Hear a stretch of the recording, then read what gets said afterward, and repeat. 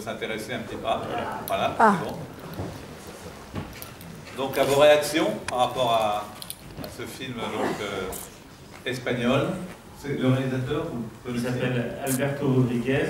Il avait fait quelques films, mais là, c'est vraiment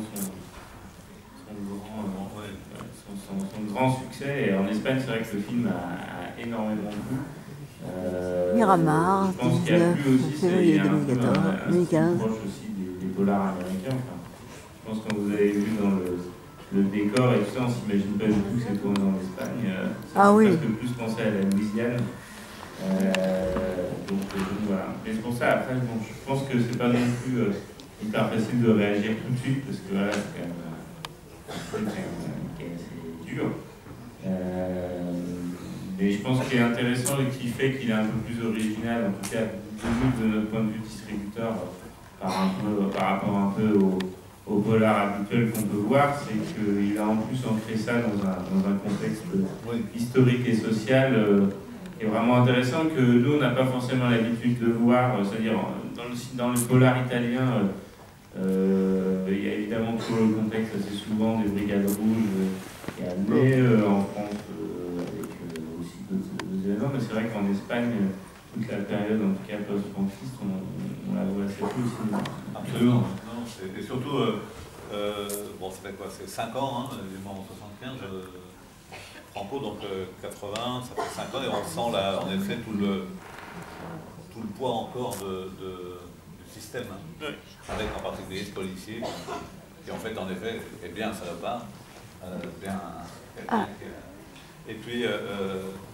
et puis, bon, bien sûr, l'autre qui, lui, au contraire, a dénoncé des généraux et s'est retrouvé à faire cette enquête, donc, et à être... Donc, on a vraiment les deux facettes de cette nouvelle Espagne, en fait. Hein, qui est encore le reste, voilà ce qui existe encore. Et... Deux personnages qui sont deux justiciers, mais qui n'ont pas du tout le même passé. Non. Mais je sais pas, après, c'est peut-être à vous de... Si vous avez des réactions, des remarques, on va faire sur le film. Là, oui.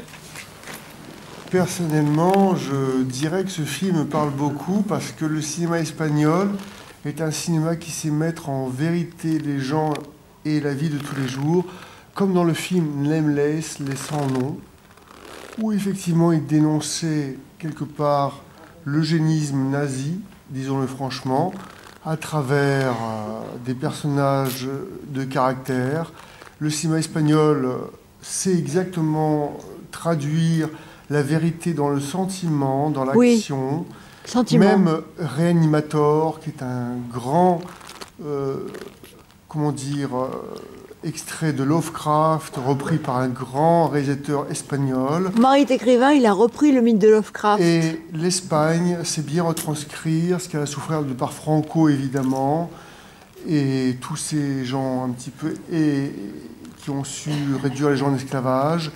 Mais de nos jours, grâce à ces personnes, on peut dire, on peut de nos jours revenir à une démocratie littéraire et cinématographique, ce qui est intéressant. Merci. Remarque ici, oui.